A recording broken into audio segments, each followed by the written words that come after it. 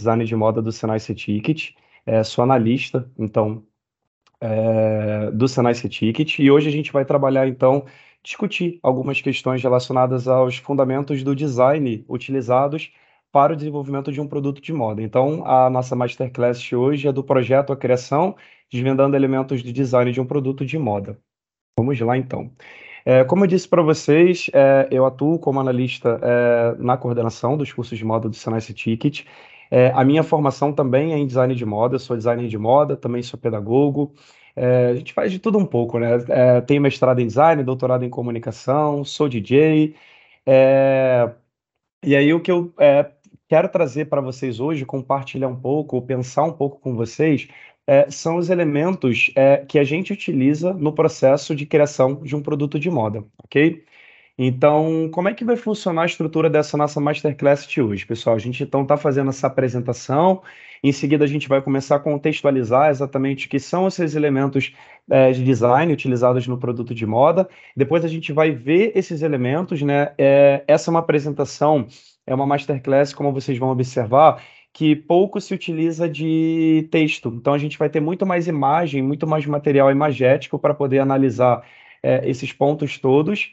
E em seguida a gente faz as considerações finais, ok?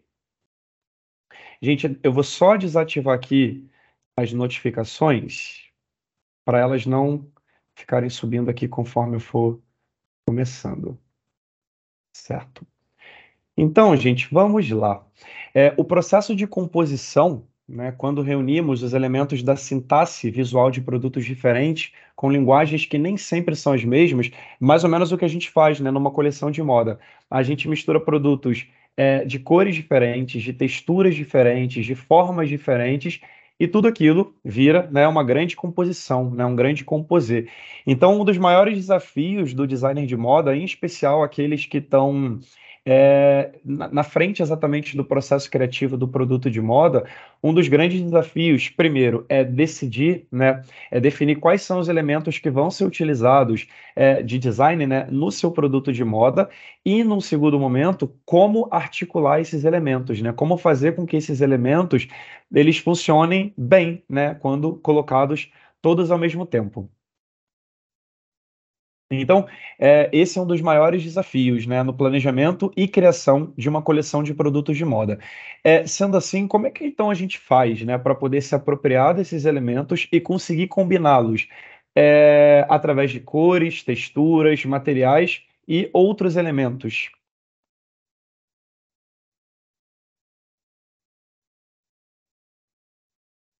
Nessa imagem, a gente observa três looks. Está aparecendo aí para vocês, gente? Thierry, ainda Oi. não passou a imagem. Deixa eu colocar aqui de novo. Só um momentinho.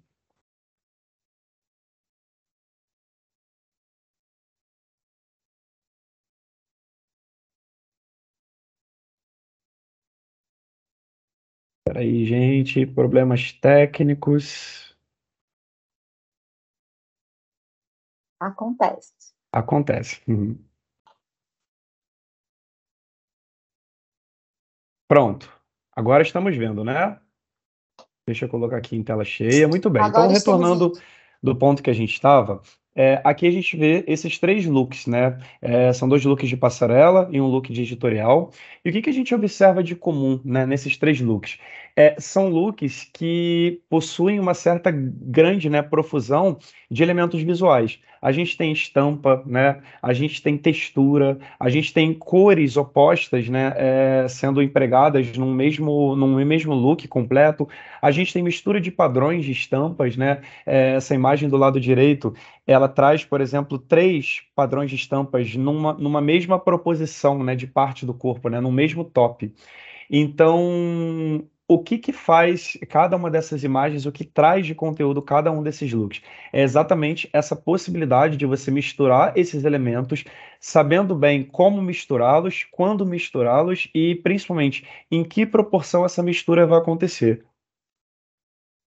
E esse resultado, a gente só obtém, né, a gente só consegue quando a gente consegue, a gente conhece, né, esses elementos de design. Então, é exatamente esse convite que eu faço a vocês a partir de agora, para que junto comigo a gente possa passear um pouco pelos principais elementos visuais que são empregados num produto de moda. E aí a gente começa com ponto, né? Tudo começa de um ponto, na verdade.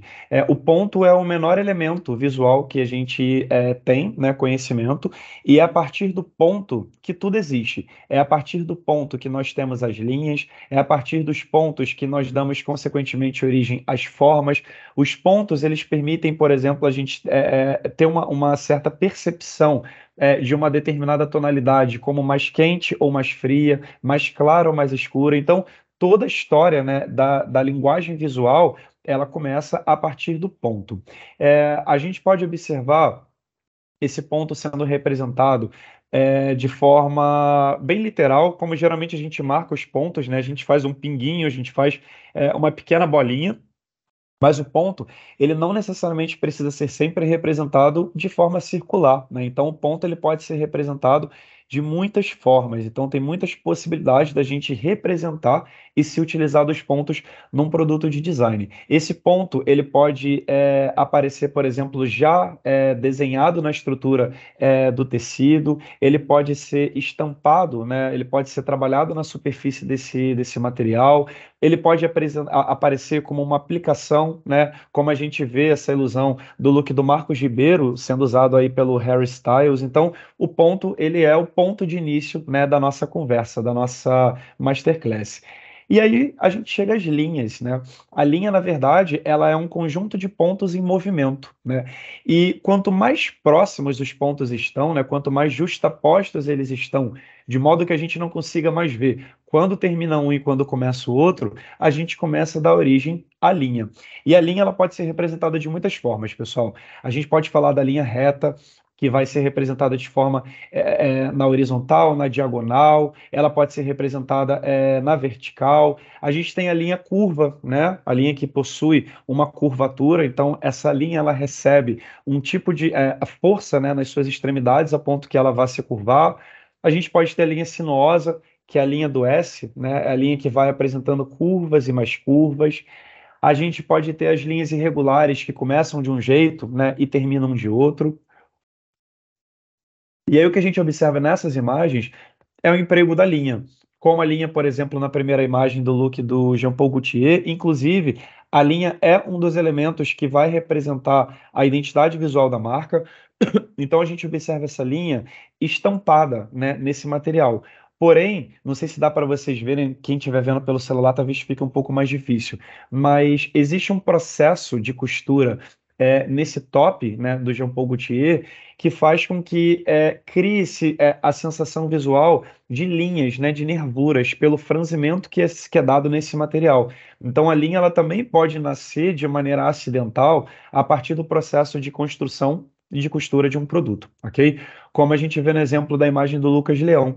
Essa costura que causa o franzimento nesse look, ela vai trazer uma linha na diagonal, e essa linha na diagonal que divide o top em duas partes, ela vai dar formas a outras linhas, a linhas curvas, a linhas circulares, ok? Então, a linha ela pode ser empregada na estrutura do material, ela pode ser empregada como uma aplicação, né? Especialmente quando a gente fala hoje desse movimento mais circular, né, na moda. Então, a gente pode se apropriar de um outro material para causar essa sensação, essa experiência visual da linha num produto de moda, enfim. Então, aqui estão alguns exemplos do uso de linha num produto. E as formas? Então, se o ponto é o nosso ponto de partida e a linha é o conjunto de pontos em movimento, a forma ela vai ser obtida a partir do momento que uma parte da linha ela vai encontrar com outra. E aí, quando esse encontro fecha a linha, a gente dá origem à forma. Então, a gente parte das formas básicas, triângulo, quadrado e o círculo, e a partir do triângulo, do quadrado e do círculo, a gente vai dar origem a todas as outras formas existentes. Então, eu começo aqui mostrando formas mais duras, formas mais retas, ok? Então, é interessante a gente pensar, pessoal, como a gente pode fazer a materialização, a representação dos conceitos que a gente quer passar com o nosso produto, né? Então, um exemplo, eu quero trazer na minha coleção de moda um ar de rigidez, um ar de dureza, né? De seriedade. a linha reta, né, e as formas mais retas, elas podem ser um caminho possível para que vocês consigam materializar esse sentimento, né, essa sensação de dureza, ok? Em seguida, a gente tem o círculo, e aí a gente fala aqui de círculo e de formas circulares, né? É, o degolo, né, a gola das nossas t-shirts, por exemplo, e grande parte das golas que a gente encontra nos produtos de moda, elas são golas que possuem esse formato circular, ok? Mas a gente vem vendo novamente, né, nesses movimentos de idas e vindas da moda, a gente tem observado a presença dessas formas circulares sendo utilizadas no produto como recortes, recortes vazados, mais precisamente. Então a gente observa, por exemplo, o top da Glória Coelho e esse body do Silvério, ambos possuem recortes arredondados e vazados, revelando aí partes do corpo. Esse movimento circular, essa forma circular, ela também vai aparecer nessa calça com rege, né, com essa modelagem mais cenoura, que vai trazer uma vestibilidade diferente para esse corpo, assim como a gente vê nessa peça da Marta Medeiros, essa forma circular aparecendo como uma aplicação, né? E aí eu pego essa peça da Marta Medeiros para falar um pouco, pessoal, sobre novamente esse movimento de circularidade na moda, né? A pandemia fez a gente pensar muito na circularidade desses produtos, mas também na circularidade da matéria-prima, né? Vamos considerar que o tecido ele é um investimento, né? Se eu tenho minha própria empresa ou se eu trabalho no setor de criação de uma empresa, de uma marca, quando eu compro uma matéria-prima, eu estou fazendo um investimento, né? E pode acontecer dessa matéria-prima não ser toda utilizada. Pode ser que essa matéria-prima ela não tenha toda a saída que a gente planejava no início. Se a gente considera que o produto de moda ele é um produto que também traz narrativa, então quando a gente olha para esse produto do estoque, né, que a gente costuma chamar de descarte, de resíduo, mas até eu vou citar uma amiga minha, Angélica, que chama de recursos. Então quando a gente olha para esses recursos, né, que sobram no estoque e pensa uma nova solução criativa para eles, o que a gente está fazendo é criar uma nova narrativa. E essa nova narrativa, por exemplo, ela pode aparecer, por exemplo, no lugar de uma coleção cápsula, né? Coleção cápsula, ela é aquela coleção que vai ter uma flexibilidade maior em relação a tamanho e em relação à periodicidade. Então, a gente pode utilizar aquele material, né, que ficou lá parado no estoque e criar uma nova narrativa para esse material, misturando esse material com outro material. Para isso, a gente precisa conhecer bem os elementos visuais do design para saber quando e como a gente pode fazer essa apropriação desse material que estava no estoque, ok? Aqui a gente tem as formas triangulares, né, as formas que trazem uma ponta, né, uma direção mais definida, e aí essa forma triangular ela pode aparecer desde decotes, a barra, né, das peças, pode aparecer, por exemplo, na gola, como no exemplo do colete da Osklen, ou até mesmo nesse recorte frontal da saia jeans, né, da Diesel. Então, aqui são exemplos de como a forma triangular ela pode ser empregada num produto de moda. É claro, pessoal, que a gente também pode ter o uso de formas triangulares nas estampas, ok? Aqui a gente está focando apenas nas formas. A gente tem também as formas orgânicas.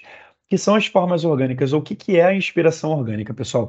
É aquela inspiração que a gente tem a partir das formas da natureza, sabe? Então, quando eu olho, por exemplo, para uma estrela e penso em criar um produto de moda com a forma de uma estrela, essa forma de estrela é uma forma orgânica. E aí isso vale, por exemplo, para estrela, para flor, para planta, vale para areia, vale para pedra, para o sol, para a lua, raio. A gente pode trabalhar o osso como uma forma orgânica. E todas essas formas que existem na natureza, elas são exemplos de formas orgânicas. E aí, desculpa, a gente pode trazer essas formas orgânicas tanto de maneira literal, como a gente observa nas três primeiras imagens, como a gente pode trazer de uma forma mais abstrata, né? Como é o exemplo aqui da Iris Van Herper, tipo, quando a gente tem essa peça que é feita numa impressão 3D, essa peça, a gente entende que existe um design orgânico nela, mas esse design orgânico ele não é apropriado de forma literal. Então a gente vê essas linhas caindo, né? Essas linhas que são bem sinuosas, né? Como se fosse algo derramando, né? Trazendo essa conotação do orgânico. A gente tem também as formas simétricas e assimétricas. Aqui todas elas são formas simétricas. O que que elas têm em comum, pessoal? Todas elas, se dividirmos em duas partes, né, em dois lados, o lado esquerdo ele é exatamente igual ao lado direito. Então, toda a configuração visual que eu tenho do lado esquerdo, eu repito do lado direito, ok? Então, são essas peças que possuem um equilíbrio visual um pouco maior. Ao passo que as peças assimétricas, por sua vez, elas não precisam, aliás, elas não têm a igualdade dos lados. Então, o lado esquerdo ele possui uma configuração e o lado direito, por sua vez, possui outra configuração. Vou destacar aqui essa bomber, essa jaqueta bomber da Coldwall. Se a gente reparar, existe um trabalho muito parecido na peça do Lucas Leão que a gente viu lá no início. Existe uma linha, né, que traz um franzimento na peça ao lado direito que não aparece do lado esquerdo. E o recorte aplicado do lado esquerdo, ele é muito maior do que o que a gente vê do lado direito. Então, todas essas peças têm em comum o fato de que um lado ele é diferente do outro, ok?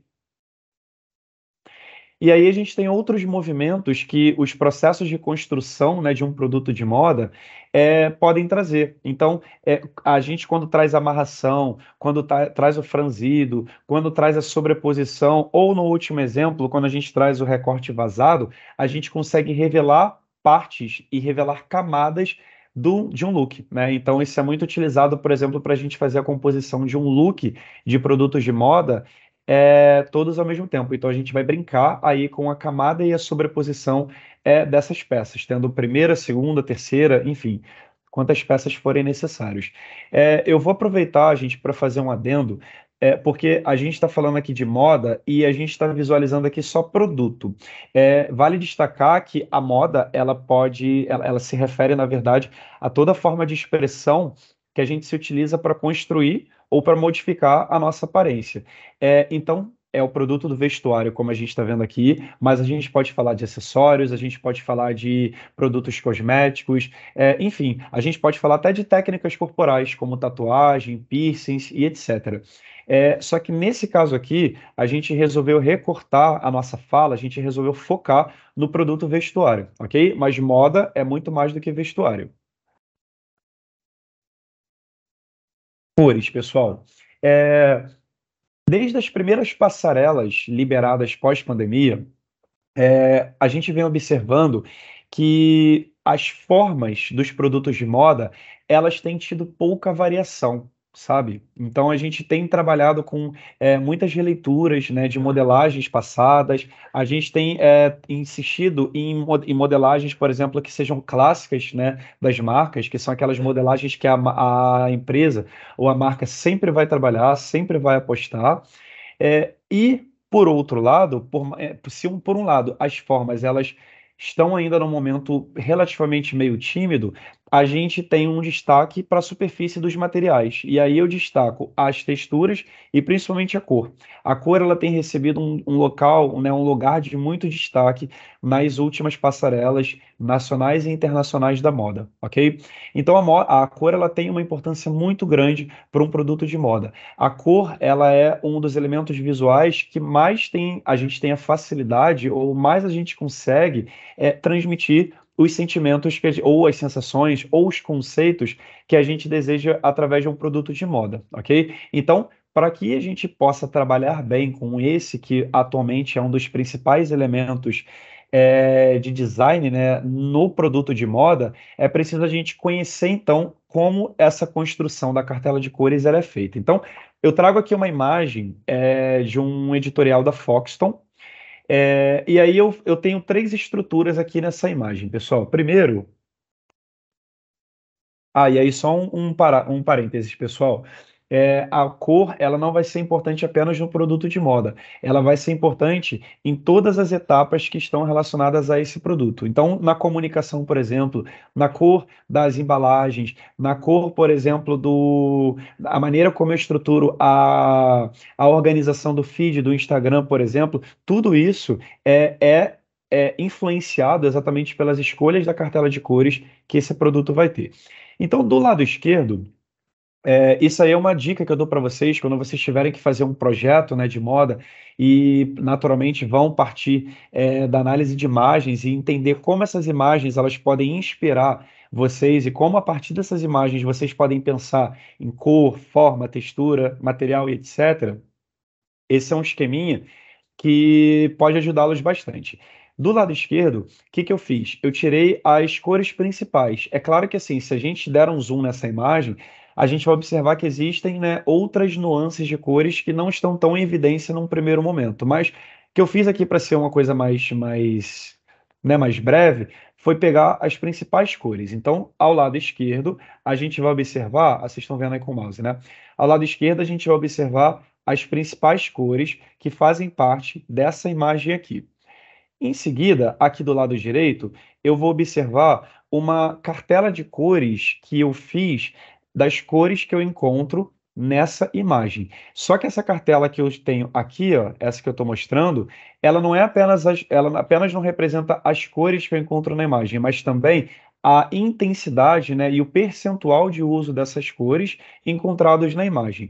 E na escala que a gente observa embaixo, né, na escala tonal, na escala de tons, na escala de cores que a gente tem aqui embaixo, são as cores do look, ok? Então, é o percentual de cores que foi utilizado na composição desse look que o Rodrigo Hilbert está usando.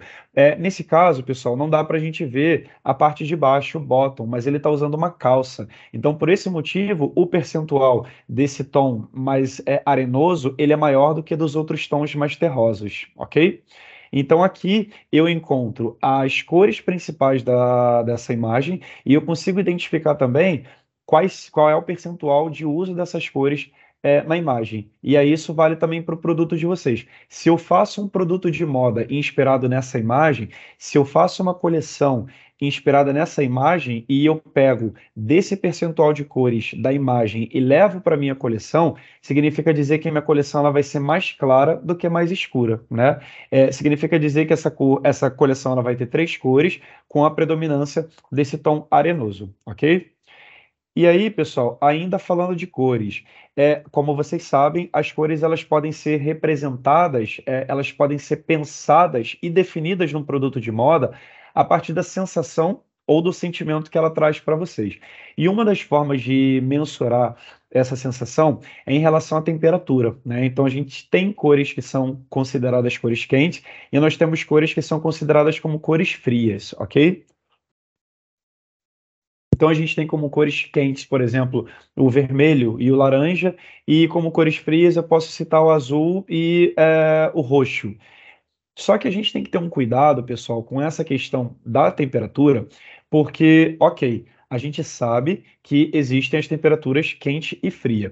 Porém, dependendo da harmonia, né, dependendo da composição de cores que vocês fizerem na coleção, essas cores elas podem ter a sua temperatura mais enfraquecida ou mais reforçada, ok? Como a gente observa aqui na parte de cima, nós temos, desculpa, o mesmo tom de verde aqui e aqui. Quando eu trago esse tom de verde justaposto, ou seja, envolvido com tons frios, a sensação que esse tom de verde vai ter é uma sensação é uma sensação mais fria, ok? Quando eu trago esse mesmo tom de verde ao lado do amarelo e do vermelho, eu já reforço um pouco a sensação de temperatura quente desse verde. Então, causa-se uma ilusão de que o verde da direita ele é um pouco mais quente do que o verde da esquerda, ok? Então, quando vocês... porque a escolha da cor de uma coleção ela não é uma escolha aleatória. Ah, eu acho que essa blusa vai ficar bem com verde, essa calça vai ficar bem com vermelho. Não, a gente precisa equilibrar, a gente precisa balancear e mensurar essas cores. Então, tomem cuidado quando vocês forem trabalhar as cores, né, e harmonizá-las, porque esse emprego das cores juntas, ele pode reforçar ou não uma determinada intensidade de temperatura, ok? E aí, a gente fala também da luminosidade. Quanto mais luminosa é uma cor, mais essa cor ela tem adição do branco, né? Na metodologia visual, né? Na linguagem visual, o branco ele representa a luz, né? E toda vez então que eu quero iluminar uma cor, eu posso trazer o branco para essa cor. Então, eu quero iluminar, por exemplo, um acessório. Então, eu posso, por exemplo, brincar com as cores que estarão ao redor desse acessório, como branco. Então, esse branco, ele vai ajudar a iluminar mais esse look. E falando de saturação, o que que é saturação, pessoal? Imaginem quando a gente está, a gente usa de vez em quando essa expressão, né? Estou saturado de alguma coisa. Saturado é o quê? Você está em excesso de alguma coisa. Quando a gente fala que uma cor, ela se encontra saturada, significa dizer que aquela cor ela está na sua representação máxima do matiz. Então, o verde saturado é o verde intenso, é o verde muito vibrante, muito colorido. E toda vez que você quiser tirar um pouco dessa saturação, é só você adicionar aos poucos o cinza. Porque o cinza vai ajudar a neutralizar essa intensidade e vai fazer com que a cor ela fique mais neutra, ok? Então, todos esses esqueminhas aí de cores, né, esses quadradinhos de cores que a gente está vendo aí, são é a escala tonal. Então, é a escala tonal dessas cores que estão apresentadas. Aqui a gente tem um círculo cromático, pessoal. O círculo cromático ele é um instrumento, é uma ferramenta muito útil para quando a gente quer pensar quais combinações de cores vão ficar legais no produto de moda, ok? Então a gente tem esse grande círculo que está todo dividido em matizes e cada matiz desses possui um grupo de tons, ok? E aí, o que que a gente pode falar desse círculo cromático, pessoal?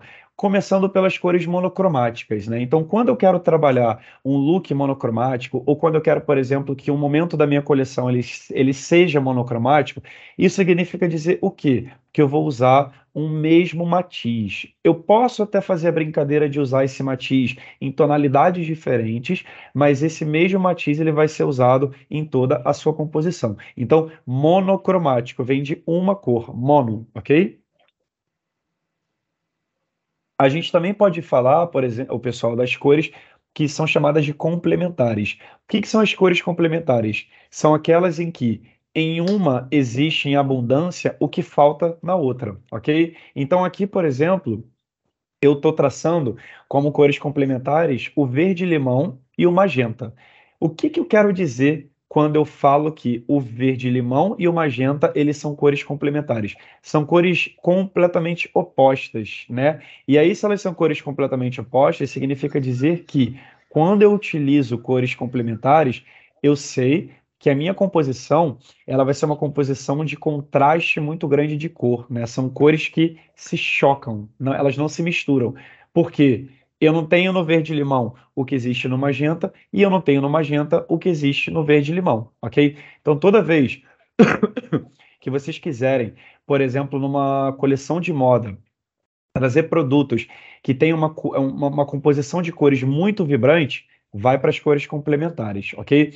Aqui eu estou representando as complementares com duas cores só, mas eu posso fazer isso com três, por exemplo. E aí, para que eu encontre quais são as cores que vão ficar, as três cores, né? Tríade de cores complementares, é só eu desenhar como se fosse esse pontilhado aí da linha, é só eu desenhar dentro desse círculo o formato de um triângulo, né? E aí cada cor que vai bater em cada ponta do triângulo é uma das cores, né? Uma das três cores que eu posso usar nessa minha composição, ok? E a gente tem as cores análogas. Só para finalizar em relação às cores complementares. Eu posso trabalhar com duas, eu posso trabalhar com três e eu posso trabalhar com quatro. Posso até trabalhar com mais, mas idealmente de duas até quatro. E aí, para fazer quatro cores, eu desenho um quadrado ou eu desenho um retângulo dentro desse círculo cromático, ok? E temos também, pessoal, as cores análogas, né? Aqui eu estou falando três principais formas de da gente trazer essa harmonia para o produto, mas é claro que a gente pode pensar outras estratégias também. As cores análogas, elas são as cores que estão coladinhas aí no círculo cromático. Aí eu identifico, por exemplo, o violeta, o magenta, né, e o vermelho como cores análogas. O que que significa a cor análoga? O que que é essa composição? É a composição que vai ter menos contraste. Por quê? Porque elas estão muito perto uma da outra. Então significa dizer que existe algo em comum entre as três cores análogas, o que faz com que exista uma força que atraia as três, ok? Então, se eu quero fazer uma composição, né, de produtos de moda com uma cor, né, uma combinação de cores mais clean, mais suave, que não tenha tanto contraste, né, brigando de um produto para outro, eu posso utilizar a tríade de cores análogas, ok? Porque aí eu garanto que meu produto ele vai ter uma leveza, né, uma suavidade maior de cores.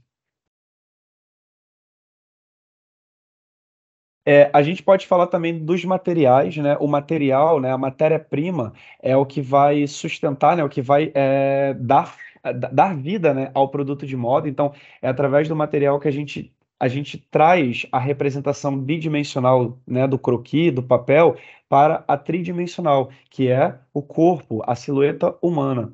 Então, a gente pode encontrar desses materiais os tecidos, né? A gente pode falar das malhas e dos materiais que trazem, né, uma certa elasticidade e aí permitem, por exemplo, a exploração de formas mais justas, né, ao corpo. E a gente tem os não tecidos, né? Então, esses são os três, né, principais classificações de tipos de materiais, mas eu quero dar destaque também aos materiais ecológicos, né, aos materiais orgânicos. Hoje, gente, não é mais uma tendência, é uma necessidade a gente ter o desenvolvimento, né, pesquisa e desenvolvimento de materiais que tenham uma relação mais benéfica, uma relação mais saudável com o meio ambiente, né? O Instituto Senai de Inovação, por exemplo, né, o ISE, que fica localizado no Parque, né, Tecnológico, a gente lá os profissionais que lá atuam, eles trabalham desenvolvendo novos materiais que podem ser utilizados, por exemplo, de materiais orgânicos, né, de materiais naturais. Então a gente pode citar,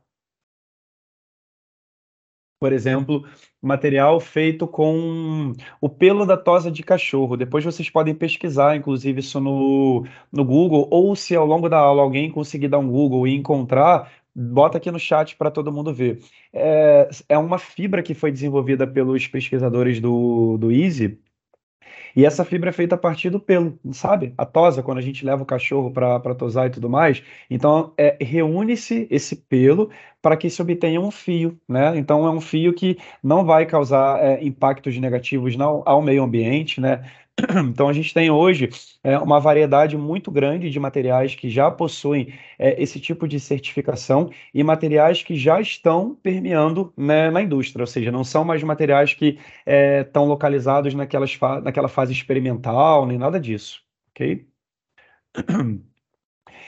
Falando ainda de materiais, e falando de materiais, né, ecológicos, sustentáveis, nós temos também os aviamentos, pessoal. E aqui eu quero dar um destaque para o papel e para o lugar que o aviamento tem num produto de moda, né?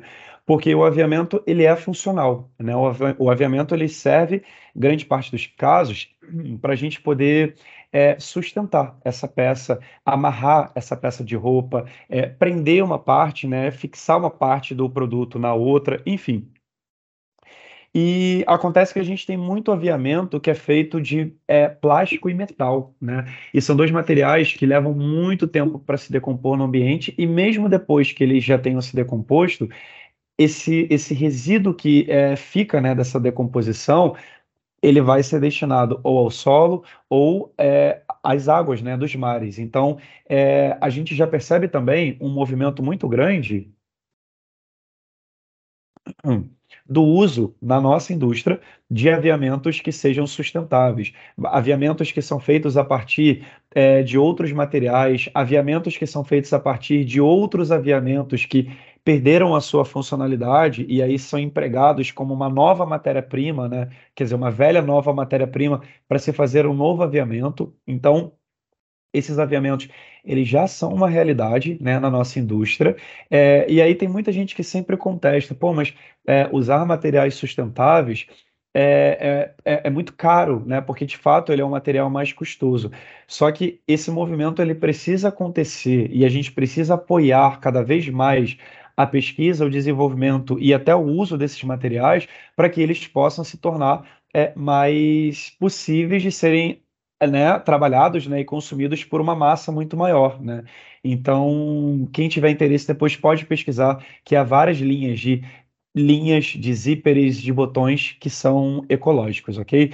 E aí, a outra questão que é importante a gente pensar é no uso desses aviamentos no nosso produto de moda. E esse é um ponto que a gente precisa pensar, pessoal, não depois que o produto já está quase, né, desenvolvido, mas na etapa projetual. Então, na etapa do seu projeto, no momento em que você está desenhando, né, ou pensando as formas do seu produto e tudo mais, se questiona se aquele metal que você está colocando no produto, se de fato ele é necessário. Será que através do processo de costura, né, de modelagem, a gente não consegue resolver um efeito, um caimento que o metal ou o plástico eles levariam para o seu produto? Então, é uma provocação que é importante a gente começar a fazer, porque se a gente pensa, né, essas questões na fase projetual do produto de moda, a gente evita depois ter que pensar que saídas ou que soluções a gente vai precisar dar para os materiais, por exemplo, que não têm mais um uso ou que perdem o seu valor de uso,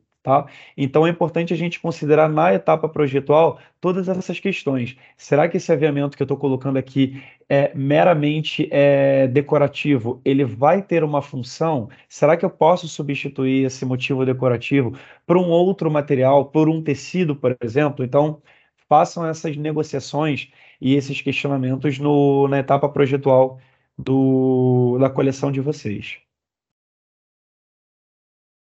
Aqui a gente tem texturas, né? E aí, o que que é textura, pessoal? Então, junto com a cartela de cores, a textura tem tido, né, pelo menos nas últimas 4 passarelas, um lugar de muito destaque. E essas pesquisas de desenvolvimento de novos materiais tecnológicos, e muitas deles, inclusive, sustentáveis, permitem também que a gente explore novas possibilidades de texturas, certo? Então, o que que é textura, basicamente? Tem muita gente que define textura como sendo tudo aquilo que a gente toca. Só que, por exemplo, eu tenho aqui o meu copo. Aqui a gente percebe uma textura que traz, né, um certo brilho, mas é um brilho meio fosco. Mas vocês não estão tocando, né? Então a textura ela não é bem apenas o que a gente toca. A textura é toda experiência e sensação que a superfície de um material traz para gente, né? Então, quando eu olho, por exemplo, para um tecido, quando eu olho para uma malha, quando eu olho para uma pelúcia, quando eu olho para uma trama, a sensação que aquele toque, que aquela superfície, que a pelagem do material traz para gente. Então, isso vai ser a textura. E aí a gente tem texturas naturais, a gente tem texturas também que são artificiais. Então, desse composê aqui de imagens que eu trago para vocês, a gente pode destacar, por exemplo, a textura com brilho, e essa textura com brilho ela pode ser trabalhada no produto de moda, desde o fio, né, com brilho que a gente vai utilizar para poder ser entrelaçado na estrutura desse material. Esse brilho ele pode ser obtido a partir da aplicação de aviamentos, de materiais que contenham, né, essa sensação de brilho. A textura ela também pode ser fosca, ela pode ser rugosa, ela pode ter esse efeito molhado aqui dessa peça, né, desse casaco do Raf Simons. A gente pode ter textura transparente, como esse look da All Saints. Então, a textura é exatamente a sensação, o sentimento que a película, né, que a superfície dos materiais vai trazer para a gente, ok? E aí, como vocês observam, esses processos de montagem, né, de construção do produto de moda, nos permitem também brincar com a textura, né? Então a gente consegue criar novos padrões de textura a partir desses processos, ok? Falando de estampa, pessoal, estampa também se a gente está falando de superfície, então entra a cor, entra a textura e entra também a estampa. não é toda marca que trabalha com estampa, não é todo produto que possui a estampa, mas o fato é, uma estampa bacana, né, uma estampa bem feita, com um rapport, né? O que que é o rapport da estampa? É exatamente, quando a gente fala de uma estampa como esse vestido aqui da H&M, que é uma estampa corrida, é a posição e a quantidade de vezes que um desenho ele vai se repetir ao longo de todo esse material. Então, já que eu adiantei as estampas corridas, vamos falar delas. A estampa corrida é exatamente esse padrão, né? É esse elemento, essa brincadeira de figura e fundo, onde o fundo é a cor que está por trás e a figura são esses elementos que aparecem aí ao longo desse fundo. A estampa, então, corrida é a estampa que vai ter, ao longo desse fundo, vários elementos aparecendo. Esses elementos eles podem aparecer repetidos, né? Criando uma sensação de ritmo por repetição. Eles podem aparecer alternados, né? Se eu trago, por exemplo, uma listra azul, uma listra amarela, uma listra azul, uma listra amarela, ou seja, eu estou alternando entre o azul e o amarelo. E eu posso ter, inclusive, um padrão de estampa em progressão, quando eu tenho um elemento e esse elemento ele vai aumentando, ou eu tenho um elemento grande e esse elemento vai diminuindo, ok? Então, tudo isso é possível a gente observar nas estampas corrida. Então, estampa corrida é a estampa que a gente vai encontrar a repetição de um elemento, ou a alternância, ou a progressão de um elemento visual ao longo de um fundo, ok?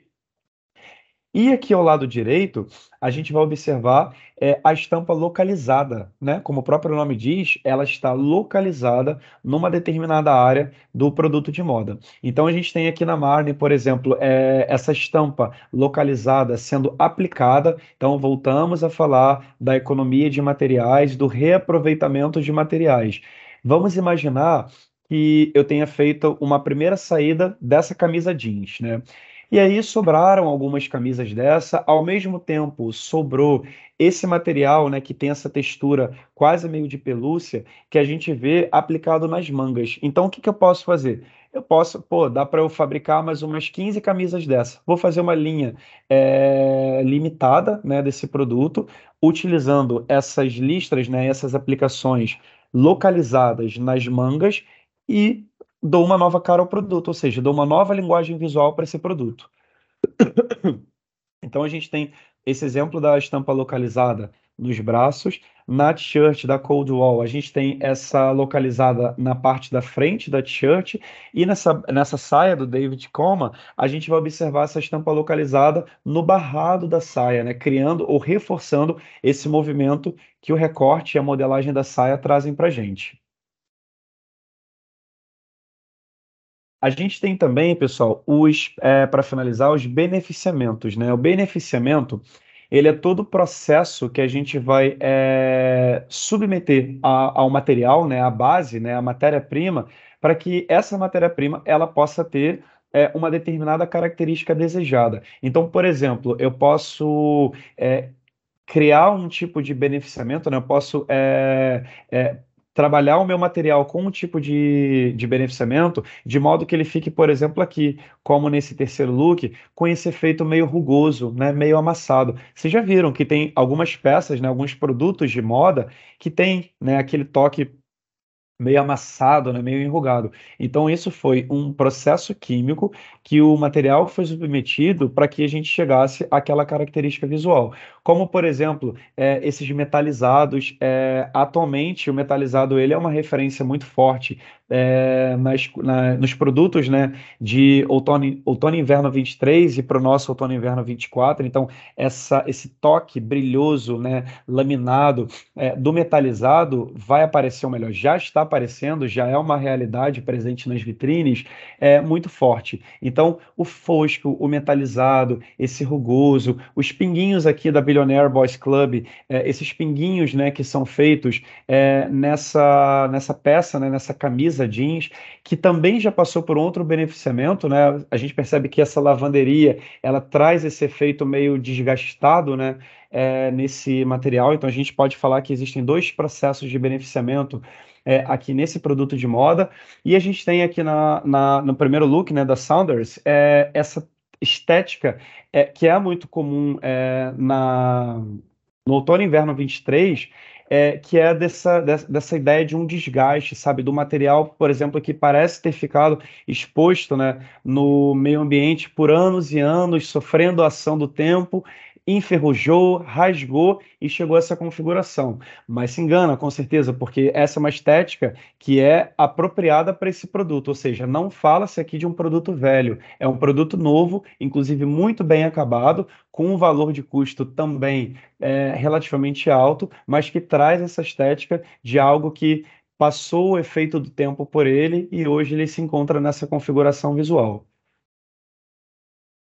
Então, gente, a partir desses elementos, né, ponto, forma, linha, textura, cor, tonalidade, escala, proporção, estampa, padrão, a partir desses elementos a gente consegue planejar, e expressar todas as variedades de manifestações visuais, objetos, ambientes e experiências, também, no caso, com produto de moda. Portanto, compreender esses elementos, né, entender, saber da existência desses elementos e considerá-los, né, quando vocês forem desenvolver, ou melhor, quando forem criar um produto de moda, é de suma importância, né, para planejar, para criar, desenvolver e também comunicar esse produto visual. E quando a gente faz isso, né, quando a gente se utiliza desses elementos, né, com segurança, né, com consciência, sabendo exatamente quais são os elementos e como esses elementos eles podem nos auxiliar para materializar ou reforçar ideias, conceitos, sentimentos, esse produto ele vai ser mais assertivo, né? A chance desse produto não ser desejada pelo cliente, né, não atender à indústria, acaba sendo menor. E aí esse produto a gente diz que ele é um produto mais condizente, ou seja, ele está mais alinhado com as demandas da indústria, porque quando a gente faz um produto de moda, ele precisa bater com esses três pontos. Ele precisa estar alinhado às demandas da indústria, ele precisa estar alinhado às demandas do consumidor, ele precisa estar alinhado com a identidade da marca, né? Lembra que eu falei para vocês que Jean Paul Gaultier, um dos elementos máximos de representação da marca é a listra? Então esse produto ele também precisa comunicar, se comunicar, né, dialogar com a identidade da marca e o conceito criativo. Então, quando eu escolho a cor, quando eu escolho o material, quando eu escolho a estampa, padronagem, se a forma é simétrica ou assimétrica, utilizando os elementos de design, eu consigo atender à demanda da indústria, ao tema da coleção, à identidade da marca e às necessidades do consumidor, ok? É claro que assim, a gente poderia ficar aqui quase um semestre inteiro para falar sobre linguagem visual. Esse conteúdo ele foi apenas uma pequena pílula que a gente resolveu trazer para que vocês pudessem conhecer um pouco melhor do trabalho que a gente faz estudando moda, em especial o que a gente vai encontrar na nossa pós-graduação de design de produto de moda. Enfim, algumas considerações sobre esse curso. Esse é um curso que ele é voltado, além de quem tem a formação de design de moda, ele é muito voltado também para aqueles que se interessam pela moda, desejam de alguma forma atuar no design de moda, mas não necessariamente conseguem ou têm tempo ou disponibilidade para fazer uma graduação. Então, esse curso de pós-graduação, ele vai atender a todo esse público, a formados em moda, a interessados em moda e a todos aqueles, né, que estejam relacionados às áreas afins.